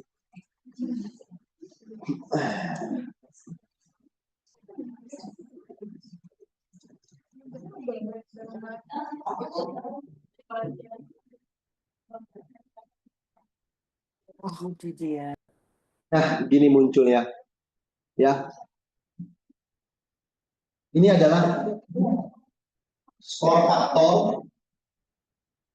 Tentunya kontinum kan, bukan lagi skor mentah kan. Ya, ini skor yang sudah dibobotkan dengan item-item kalian yang valid. Sudah dibobotkan hasilnya seperti ini. Jadi bentuknya sudah kontinum ya, bukan lagi bentuknya kategori. Gitu. Ya, ada ditanya. Kan kalau saya kan uji regresi, misalnya variabel apa namanya, variabel x, kita gunakan raw score kan, menjumlahkan kan. Nah, kita gunakan saja itu, tapi asal teruji valid dulu. Ya, begini ya. Jadi alat ukur yang sudah teruji dengan valid, kalau mau menggunakan skor yang ini, bukan skor yang dijumlahkan dari 5. Meskipun sudah valid ya itemnya, dicoba menggunakan skor. Karena nanti skalanya adalah skala standar baku.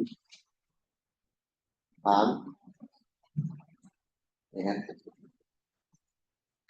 Ada yang ditanyakan? Jadi gitu. Ini dinamakan, karena ada tadi kan di layarnya kan untuk mengekstraksi skor faktor, ini adalah skor faktor. Bisa dikatakan sebagai true score. Oke. Jadi tingkatan skor itu paling bawah adalah raw score. Tingkatan di atasnya adalah regression score. Ini adalah regression score. Skor regresi yang sudah dibobotkan. Oh, berarti kalau misalnya kita mau mengambil keputusan tentang satu partisipan itu, lihatnya skor itu. Ya kira begitu. Ini udah satuan standarnya, satuan standarisasi dengan apa namanya min 0, standarisasinya 1.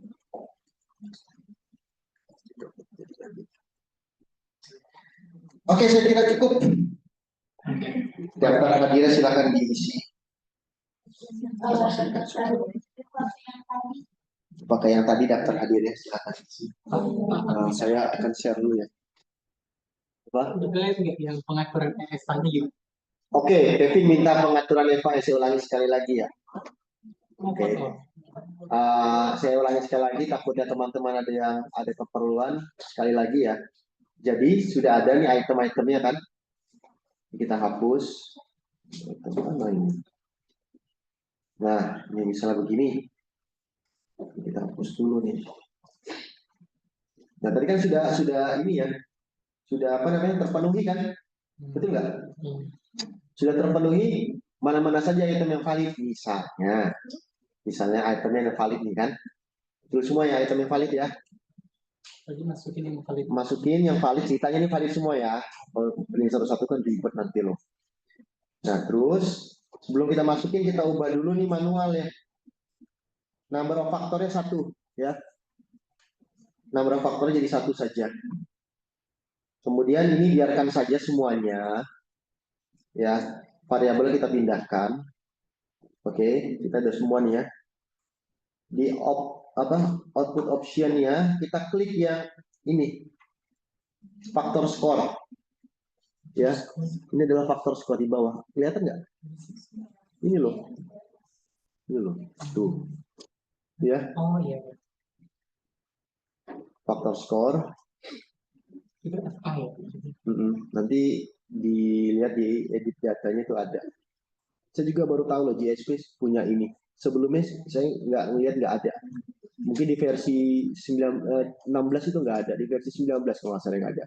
Nah, jadi bentuk skor kalian bukan lagi skor mentah, bukan lagi 25, 26, 22, 21, bukan lagi bentuk skor seperti itu, tapi bentuknya ada 0,60, 0,41, 0,81. Ini kenapa berubah bentuk mereka skor-skornya? Karena skor-skornya ini sudah dibobotkan. Rumusnya bisa dibuatkan di Excel, tapi kalau ada lebih gampang di GSP buat apa kan gitu. Ya kan, langsung saja. Jadi dibobotkan dulu dengan loading faktornya, item-itemnya, kemudian loading faktornya itu di total, kemudian dibuat pembagian di situ. Hasilnya setiap orang punya skor faktornya masing-masing. Bukan dengan menjumlahkan skor total. Jadi kalau berarti lebih lihatnya ke situ ya. Yes, betul. Itu bisa dibulatkan nggak sih? Nah, apa? Bisa dibulatkan nggak sih? Enggak bisa dibulatkan. Oh, iya. Jangan dibulatkan, Vin. Kamu senang yang bulat-bulatin. Di pakai Excel terus dihilangin koma-koma. Ya mungkin bisa di langit misalnya jadi 0,601, 0,414, ya nggak apa-apa. Karena semakin banyak koma kan makin pusing.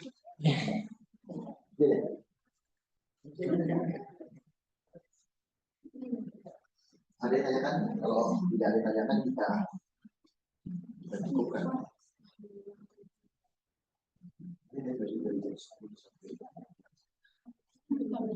Dan kalian bisa langsung.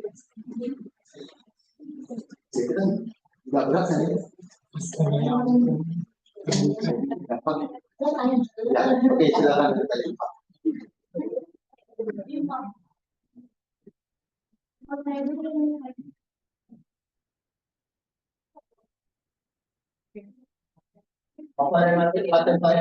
Ini yang saya bilang is not positive definite, artinya ada varian kalian itu yang bentuknya negatif.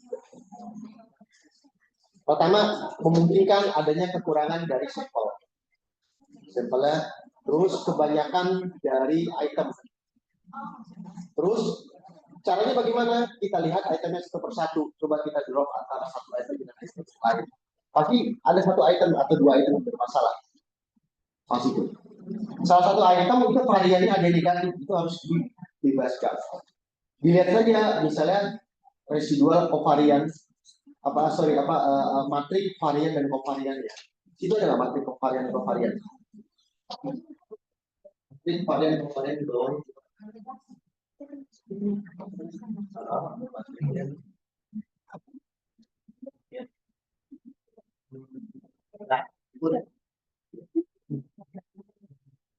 Pada matrik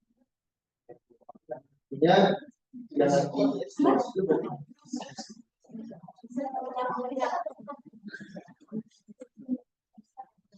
coba cari materi kalau ada varian itu.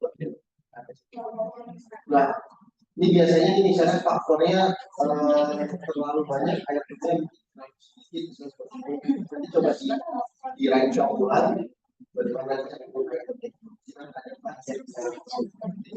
varian itu nggak boleh negatif.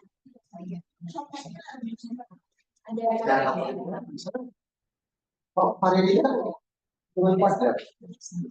Kenapa dia bisa negatif? Berarti ada pertanyaan ketika dia estimasinya itu tidak pantas dia tidak itu. Ada pertanyaan yang dia bermasalah.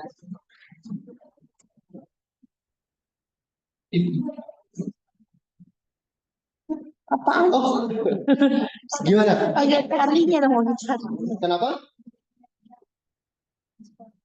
Ya, jawaban kamu sampelnya berapa? Ya, ada 200. Sekarang. 128. 128 mungkin dia itu modelnya itu terlalu banyak, itemnya mungkin terlalu banyak juga, sampelnya nggak adekuat. Ya, Jadi ya, sampelnya Sebenarnya lebih bisa banyak. tahu lebih banyak. Berarti sampelnya harus lebih banyak. item tertinggi dikali berapa gitu. Sebenarnya partisipan 10 deh dia. Ya, satu item dikali 10 bisa, tapi itu kan terlalu banyak, Pin. Kalau saya item ada 50, kamu tanggung jawab loh. 100. 400. Dan gitu, Pin, kamu tuh, Pin. Oh, dia jadi cuma Cimeni. Hah? Dia jadi Cimeni. Cimeni itu terlalu berat. Tapi berarti kalau Tapi bagus memang kalau item akan makin banyak. dibuatnya satu. Maksudnya satu variabel satu Apa tuh, Ci? ke dalam CFA gitu kan. Iya. Gak bisa yang digabungin dua variabel. Maksudnya dia begini. Maksudnya satu variabel kita hitung dulu buat satu, itu satu variabel. Bisa sih kalau saya mau. Coba asum faktor uncorrelated coba. Faktornya tidak dikorelasikan. Mungkin dia nggak positif ini. Coba dimatiin. Udah mati, coba dinyalain. Hah? Kalau nggak dinyalain? Kalau dinyalain? Tadi memang dimensi kamu sih seharusnya nggak berkorelasi satu sama lain, dimensi tipologi mungkin. Kayak coba ya kan ada kepribadian. Ya mungkin kan kepribadian apa namanya itu adalah alat ukur tentang seluruh kepribadian dengan dimensi-dimensi apa namanya Ekstra itu ocean. ya Ocean. Kan nggak mungkin begitu. nggak mungkin itu nggak bakal bisa di second order, itu ada kepribadian tipologi masing-masing dari kita kan, Dari diri sendiri. diri sendiri mungkin seperti itu kali, diri sendiri tidak ya tipologi ya sama dimensi yang betul-betul Oh ya itu. ya ada gara-gara ada satu faktor besar. Nanti untuk lebih jelasnya tanya ke ini Cimun. Oh Cimun. Tanya ke Bapak. Atau Pembimbingnya Bapak. Iya, pembimbingnya Bapak. Ayo dong. artinya kalau seandainya itu diklik dia tidak non positif definite, kamu sudah nambah sampel, kemungkinan besar memang dimensi-dimensi kamu itu seharusnya tidak saling berkorelasi satu sama lain. Ya, tidak saling berkorelasi. Kalau kayak ini itu satu variabel. Iya, satu variabel. Tiga dimensi. Tiga dimensi. Bisa nggak dua variabel? Apa? Bisa nggak dua variabel? Bisa. Bisa. Bisa. Tapi nggak kecampur nanti. Enggak kecampur kok. Jadi nanti faktor satu masuknya variabel satu. Ya. Dengan tiga dimensinya. Ya. Terus faktor dua ntar. Nah, itu kan tinggal skor faktornya. Skor faktornya itu bisa disetting. Bisa disetting dimensi 1, dimensi 2, dimensi 3. Kita aja.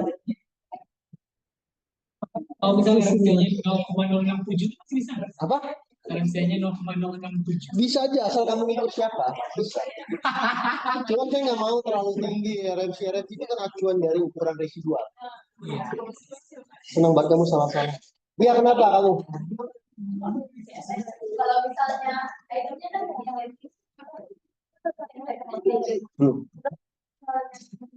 Residual kembali harus di-drop. Item kamu berapa? 7. Di residual covarian? Bisa?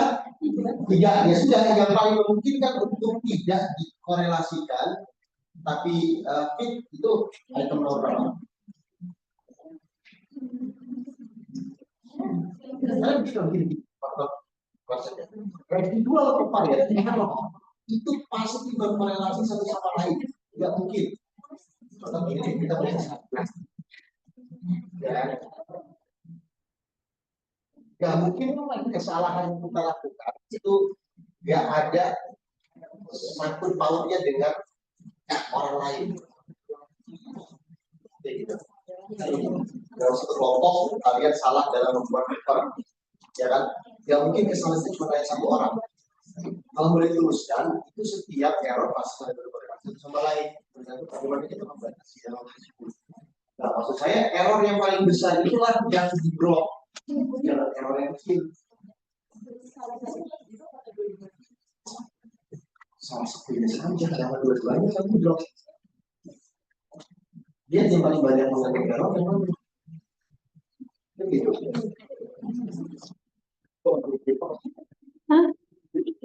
Coba soal yang dijelasin. Soal tabel residual varian perlu disimak apanya, Kak?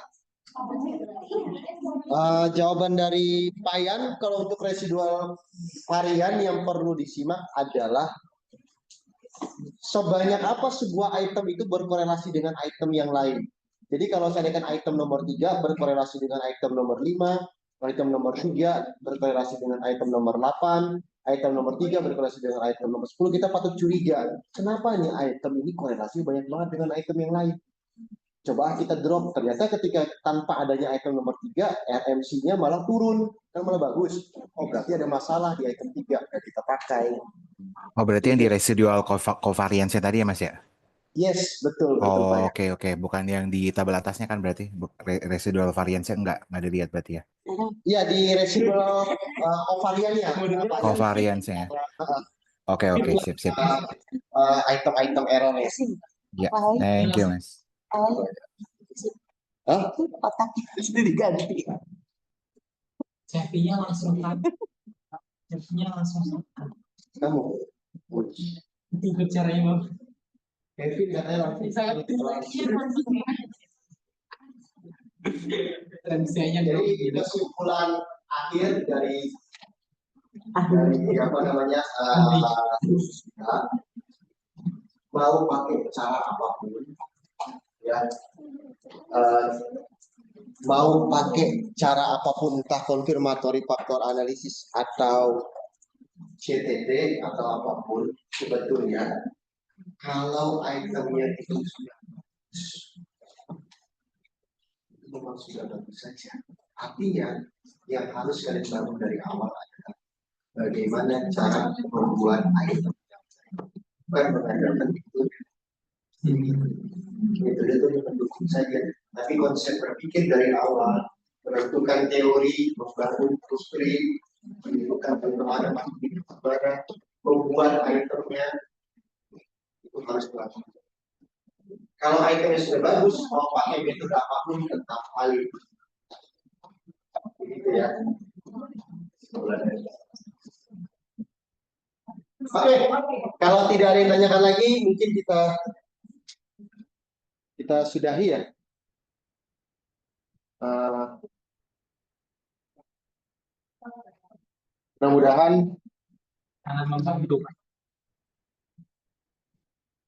Mudah-mudahan ada ini ya, ada apa namanya, ada pencerahan setelah ikut kursus sehari. sangat pencerahan.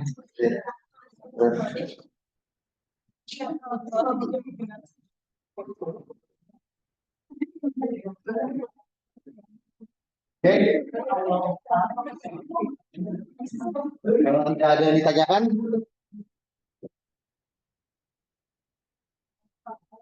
saya tutup. Sudah absen semua ya? Belum. Karena 2 kali absen ya? Belum, Pak.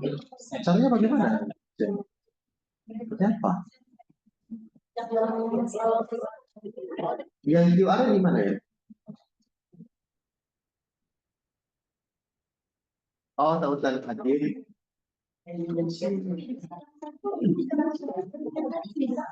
Hah? Kenapa? Di mana barcode-nya? Hah?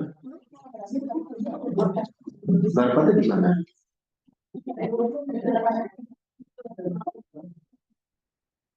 Mana barcode-nya?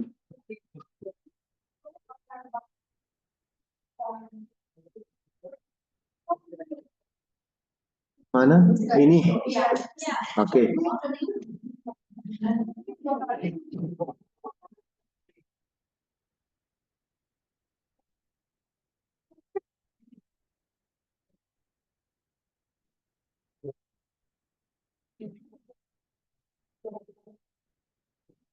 Oke. Daftar hadir ya.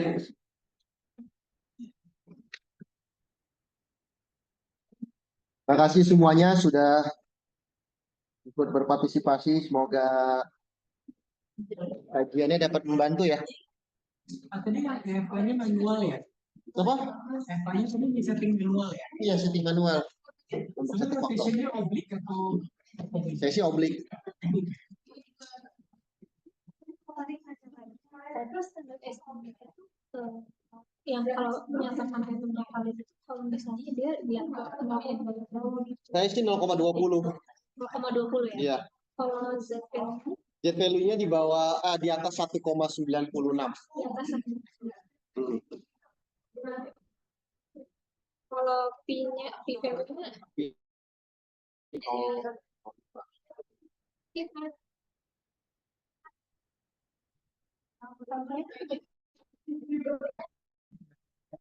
sampelnya karena terlalu satu orang masing-masing kelompok 20 terus misalkan satu persatu mungkin nanti ada itu ada SP-nya yang membedakan.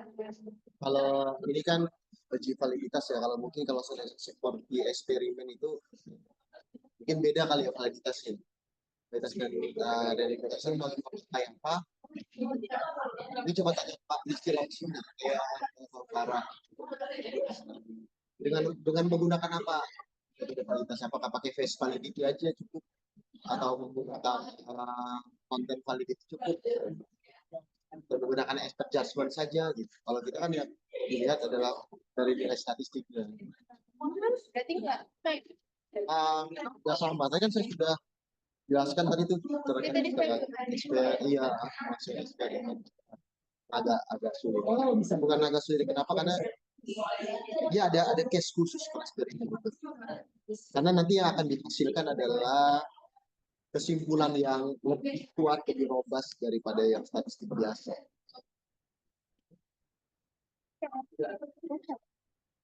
Gimana? Tanya kepada Bapak lagi. Kenapa? Gimana Pak? Asumsikan nggak Enggak, kan nggak mau. Terus kalau misalnya saya asumsikan, dia pergi. nggak kok nggak konvergen tadi bisa.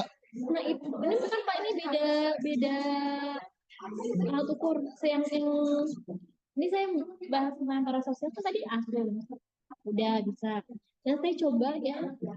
Apa tuh? Apa ya? Lali.